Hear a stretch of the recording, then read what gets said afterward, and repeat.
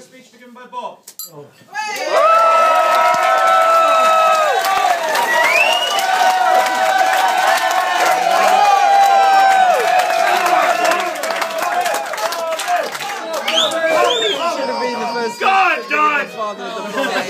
Oh, scared the baby. Wow, this is tough, but I'll try my very best to do something to make my daughter proud, obviously. Firstly, lady on my left, my gorgeous wife, Carolyn.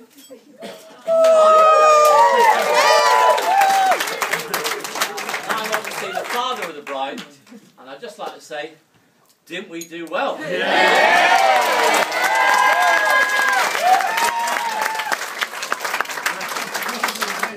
And also, I'd like to, for those who don't know, Leo wasn't impressed. And we have Louise and Angus, mother and father of William, and didn't they do well?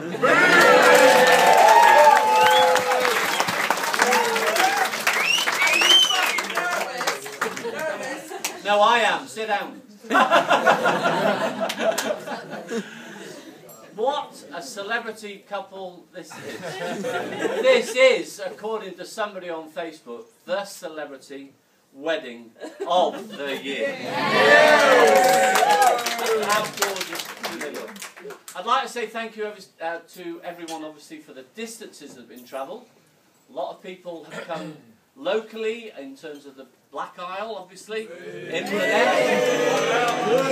Then there's a few of us come, a few of my friends, good friends of ours, from Fife. Then we move on further south. We have people from, obviously, that come over from Glasgow, where a lot of Sophie and William's friends are. And then we go a bit further south. We have some of my family from Wales. And we have people from Cheshire, my friend Andy over there, and his wife Lynn. Then we go a bit further south. We have Carolyn's sister. I've probably missed out people, but sorry about that. Carolyn's sister's from London. Then we go a bit further. We come from Cyprus. But we're very pleased to be here. Then we go across the Atlantic to Carolyn's sister living in America. Her daughter, who lives in San Diego. Yes! Oh, but then daughter and husband. And then the people that win the prize, Nolene and David. And they come all the way from Australia. Well travelled. All of you, thank you very, very much for coming along tonight. And we hope we're obviously going to have a brilliant night. I first met just about Louise and Angus. First met them nervous when you're meeting your in-laws, or your potential in-laws going forward, or Sophie's potential in-laws. And we thought, oh my goodness, we're going to go to Inverness, we're going to meet them. And they are the nicest couple we could ever have met. We were looked after so much, I can't tell you. We were introduced to malt whiskies I've never tasted in my life before. Angus promised to take me fishing. I learned nothing about fishing. I learned an awful lot about malt whisky, so now I understand why fishing is very popular at this level. But they are a wonderful couple, and we did say to Sophie shortly after meeting them, please don't split up with William. We love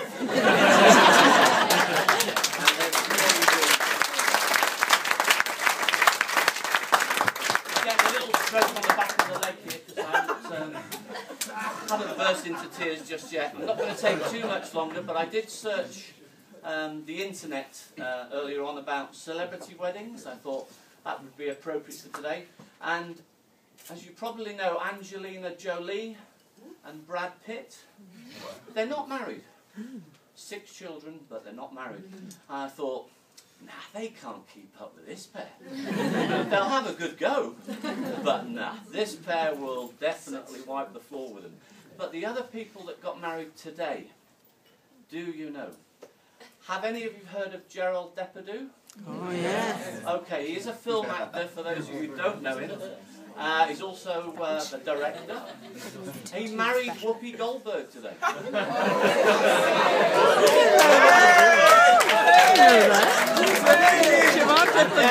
And thereafter, she will always be called Whoopi Dippy Dip. And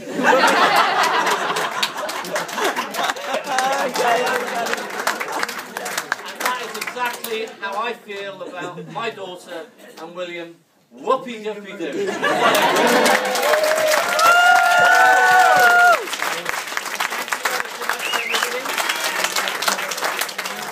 Thank you ever so much, everybody. Have a fantastic day, fantastic evening.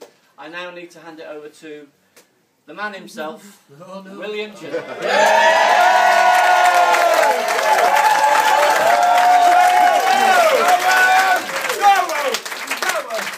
First of all, I have to say thank you, Bob. I'm pretty sure you read the first page of my speech. To all those who have travelled far, Dan. I'd like to start with saying how happy it makes us to have all our family and friends here today. Thank you to all those who have travelled far from all over Scotland, England, Wales, America and even Australia. Cheers, man. Although I'm probably not going to be thinking that. We're attached. We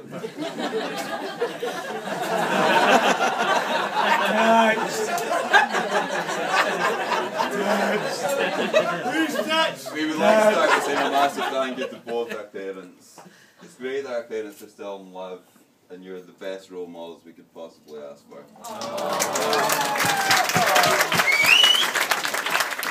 Over the years, Bob has rammed into me his top 2 pieces of marital advice. One being just say yes, number 2, do a job badly the first time and they won't ask you again. A being the wife. Thank you for supporting us over the years, especially when we were both studying hard at university.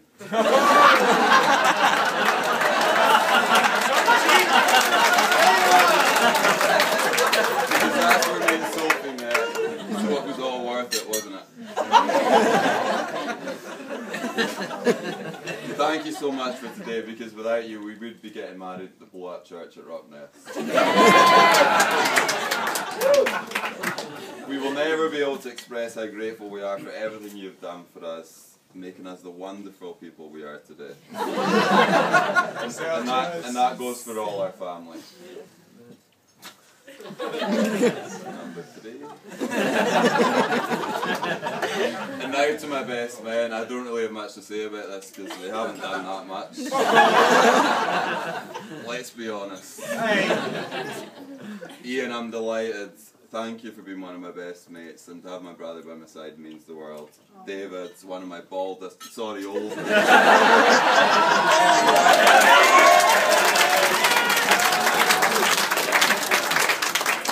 Thank you for coming all the way back from Australia, it means a lot. Again, I'm pretty sure I'm not going to be thinking that shortly. I'd like to thank Masters, David Simpson, Sean, Ian Hogg, where is he? I can see David and Sean. Ian and Alex. David and Sean for doing a stand-up job in my stag do, or apparently doing a stand-up job. I say apparently because I remember getting on a train in Inverness and getting off, and the train off was vague. Ian Hogg for setting up all the music and being our late night DJ. Where is he? And Alex for all the great advice. And we have to say a quick thanks to Dave Haddo for doing all the wedding designs, Angus Binney for piping,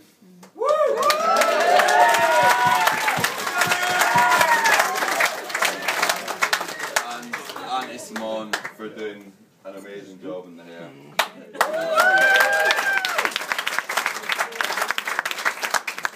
And now to the main prize. My darling wife, Sophie.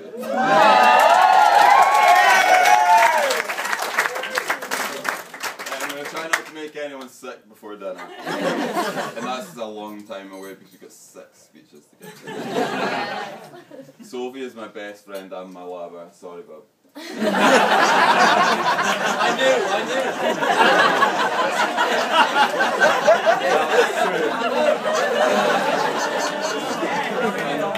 And I really couldn't manage without her, and I think you all know that better than I do. And not to sound too cliched, but she's the most loving, caring person I've ever met in my entire life. And I think you'll all agree, she looks absolutely...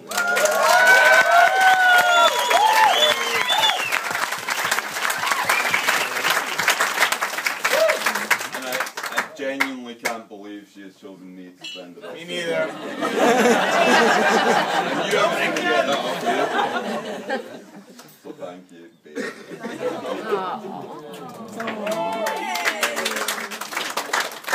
Finally, I would like to thank God it's finally. Finally, I would like to thank Isla and Louise. Yes. Again, there. Oh, you're welcome.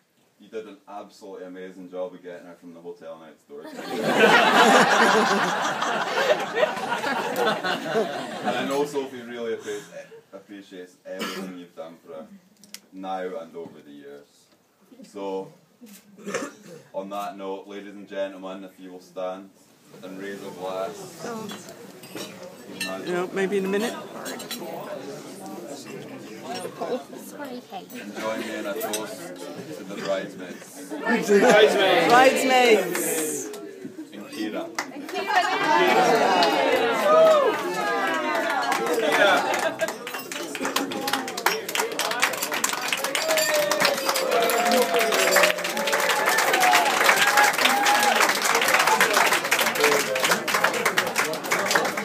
And on that note, I will pass you on to my first best man, Ian.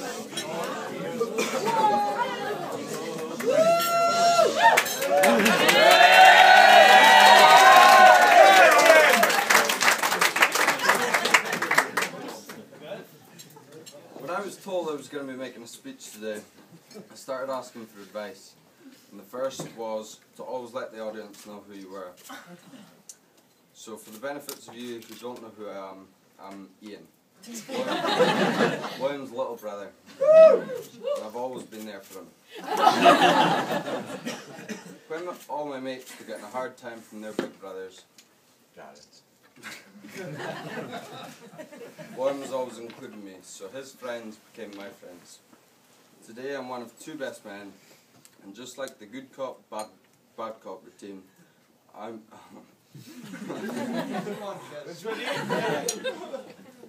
I'm the good best man. Sure.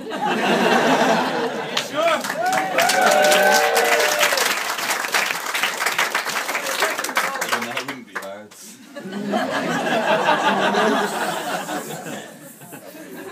Robocop sitting over there. And I'll leave it to David. And I'll leave it to David to tell tales on William. Me and William aren't alike in any way. I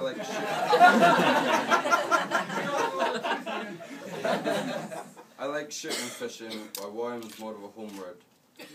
When I was younger, I used to help Peter on the farm. I'd be in my element during lambing season, but William would be standing there saying, "I'm not putting my hands in that shit."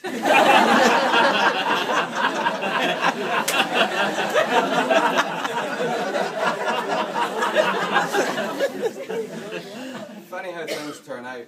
He's now a plumber.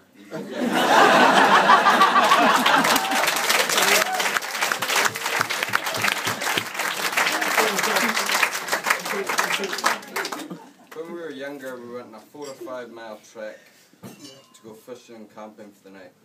When my mum asked William, "What's in your rucksack?" William replied, "Toilet rolls." He was always on the lookout for his comforts. When he came back from Glasgow, he started work and was nicknamed Willie Boots, because he came to work every week with a new, more comfortable pair of boots. Anyway, it maybe has been maybe has been so different that made us best friends as well as brothers. The first time I met Sophie was in Glasgow when I went to stay with William. I don't remember much about those times, but I do remember being impressed with how he managed to get such an attractive girl. Then I realised the powers of alcohol.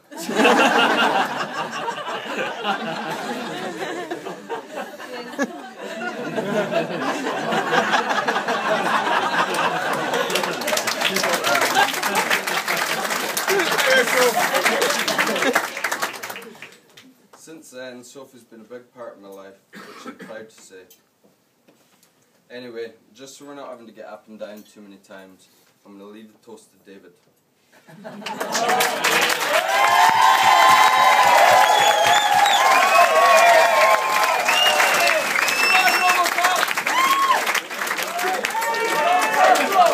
Right. So, I thought I'd start my speech with getting the nice stuff out the way so I could get along with terrorising William like I know you all want to do, right? I've known Sophie and William since before they were together. And as well as William, I count Sophie as one of my best friends. I'm actually a bit offended she didn't make me chief bridesmaid. Knowing got a job, that's alright. When they met, I can honestly, genuinely say it's the first time I think I've ever seen love at first sight. Well, that's from Sophie's point of view. William, being William, was a bit slow on the uptake. So after a few months of Sophie following him around, swinging her hair, batting her eyelids, and loads of other not so subtle hints, he finally started to get the picture. So that was about 10 years ago now to the day. And the fact that they're still together now, and if you ask me, I don't know many other couples that have been together and have lasted as long as they have, and are still in love as these two. So I think that's pretty special. So it was all have a drink for that.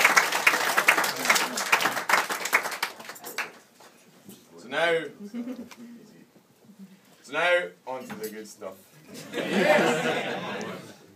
There's a fair bit of pressure doing a best man speech. If anybody in the world could offer you as much good material I think we're alright. So, a few months ago I started writing down some of these stories, a few jokes, asked the boys to send some stories in, and I'm not joking, I've got like 5 A4 pages of ridiculous things that William has done in the last 28 years. It's pretty bad. Unfortunately, only one of these pages has been fit to be told. But if anybody other than Louise wants to see these stories, you can come and ask me later. So to link some of these stories together, I thought I'd start off at the beginning of our friendship. We met when we were both at high school, and it's fair to say we didn't get off to the best of starts. Kevin Taylor had told me William was gay, and that's why he talked so funny. So naturally, we didn't go off to the best.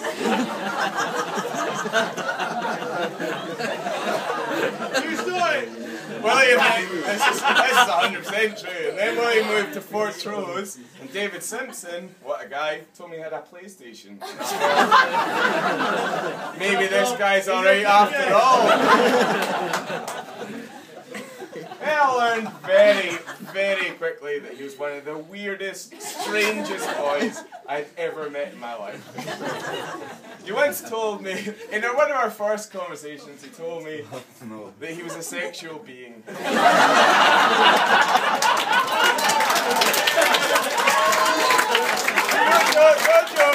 Well, the first thing he told me, I'm a sexual being. And then his granny Moody used to have to pull him off the carpet for rubbing his willy all over. And he was 7 years old! Yes, my man! Yes.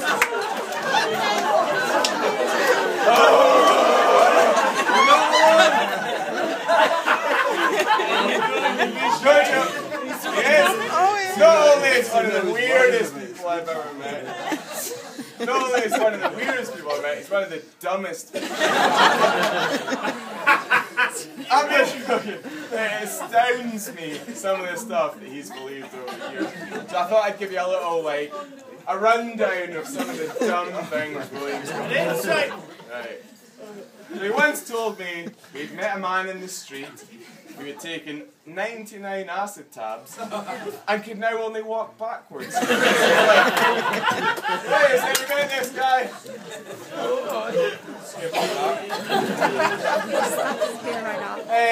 After What happened? After shock horror losing all his bank cards, he was tricked into believing that he'd spent so much money in Ibiza that he was going to have to cancel his and Sophie's trip to Thailand. Good work, Will. I once started crying because David Simpson shaved his eyebrow off before the Christmas dance. 2 eyebrows. No, one eyebrow. He took the sideburns off from there. When Kira, the most important person at the wedding, was 4 years old, he asked us, "Is Kira my niece or my nephew?"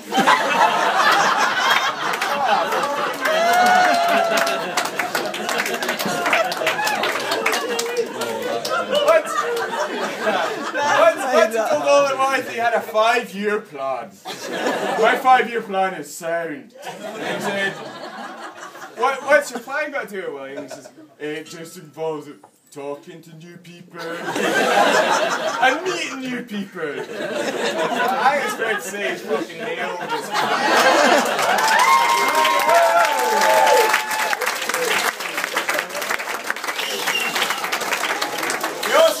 He also once believed he was in the film Tron Legacy. Whoa. That's a story I can't tell anybody about until later. Okay? Later, if anyone wants to speak to me about that, I'll tell you. And then, as early as yesterday, he had an absolute belter. Stories about. But for the wedding, the two of us decided to go for a sunbed, right? You can't tell, but whatever. How did you get on?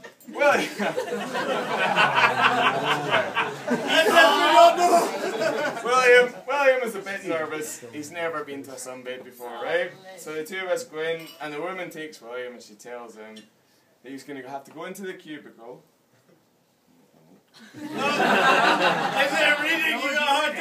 Lock the door and push the button to turn the stand-up tan on, right? It's just like, yeah, so William, that is exactly what he did. He walks into the cubicle, pushes the button, turns it on, and stands there like that with the extractor fan blowing on his face. He didn't actually go into the tanning stand. He just stands outside the tanning stand for 6 minutes. They were wandering around town and he goes, I hear I got a bit of a tan. You got a bit of a tan.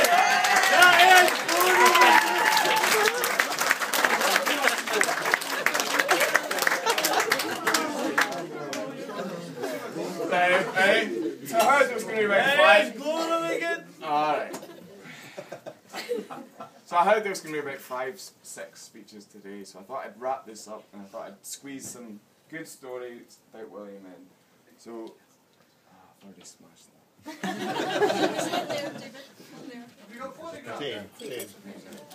So, I think William's going to need this, right? Oh, it's punching into glass. I thought we were going to play a game of I Have Never. Does everyone in the room know what I Have Never is? Yeah. For those of you who don't know, I Have Never is a game where I say I have never, and then they say if something I have never done, if you have never done it, you all have a drink. No. William? Give us an example. Okay. I'll start off with an easy one. I have never thought to myself that Sophie Jones is miles out of William's league. Everybody's got to take a drink, right? Everybody! Whoa.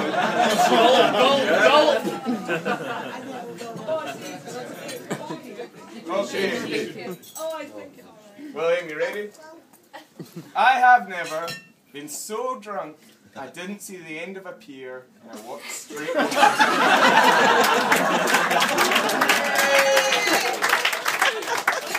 Okay, I'm sorry, Louise.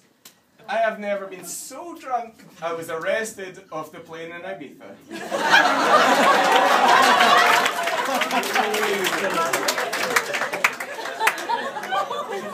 ready, William? I have never shaved my head to look like Huey from the Fun-Loving Purpose.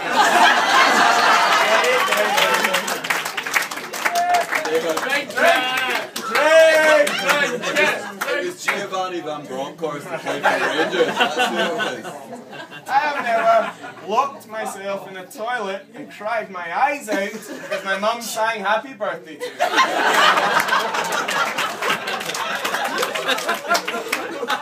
I have never allowed my friends to cut my hair off with a butter knife just so I could stick it to a bald man's head. That may or may not have been me. I have never spent all my money in the pub, so I had to pick mussels off the beach just for something to eat.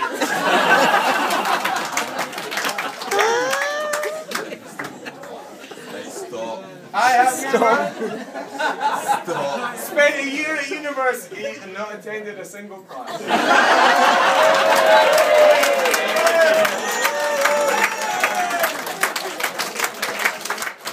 He's taking a drink and all. Right. So we're all this craziness, and we've had some ups and downs, and the countless ridiculous stories that William provides me with. William's remained one of my best friends, and I genuinely love him.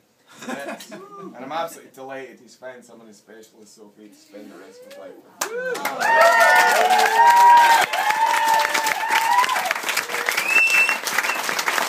Now, Sophie, it's time for the official handover. I'm going to give her his phone, wallet, and house keys. Hope you do a bit of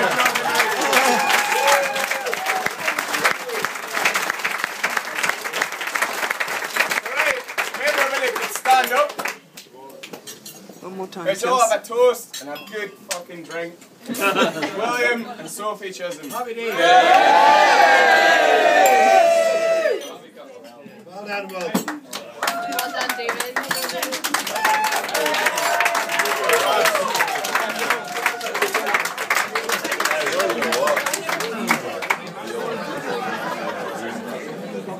David, you need David. Hey, so if everyone would listen up, the next round that's going to talk is Isla Hill. Thanks all.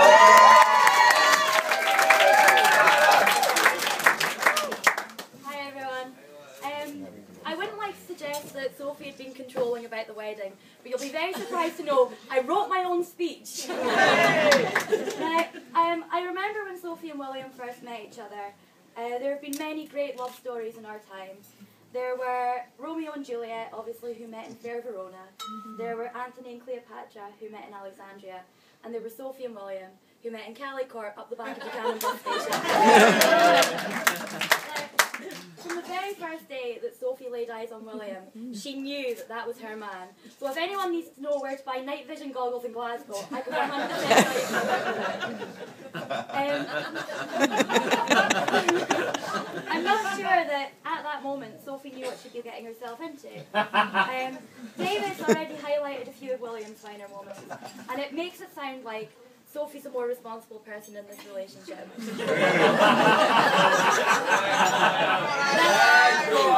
That's totally true, by the way. She is the most responsible. However, the new Mrs. Chisholm does have a few notable incidents of her own in her back catalogue. Sophie, have you still got a copy of that fine you were issued with in the South Side for drinking on the streets, or?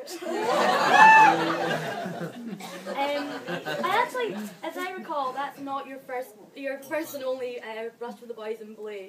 It had only been mere hours, I think, that you'd been engaged to William before you nearly got arrested again.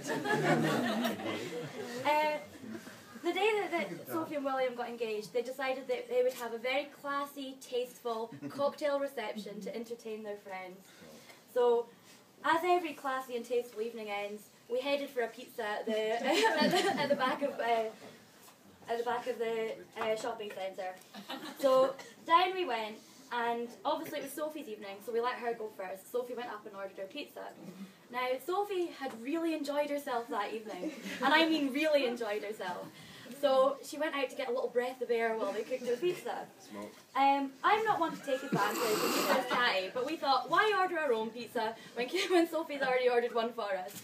So we started firing into her pizza, and the nice gentleman behind the counter asked if we knew the young lady outside who was speaking to the police.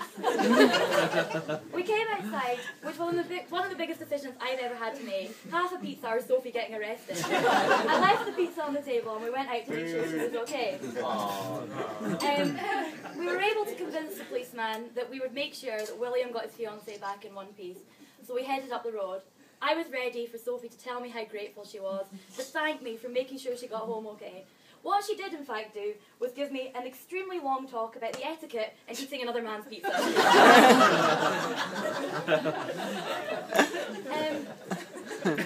During her relationship with William, Sophie has had to be tolerant, and she's had to have a sense of humour. Sophie has learnt that sense of humour, clearly, from Mr. and Mrs. Jones. I think that was never more apparent than in the April Fool's incident of 2012. I can only assume that Sophie's parents must have had a good sense of humour when they drove from Fife to Edinburgh to find that their only daughter was not walking along the motorway with a broken leg. I told Sophie, I thought they would know I was joking.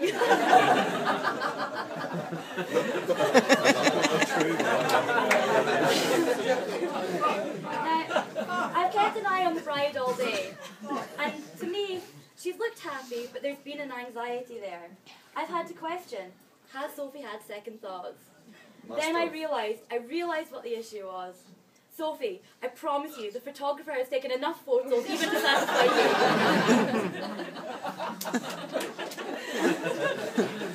Are you sure?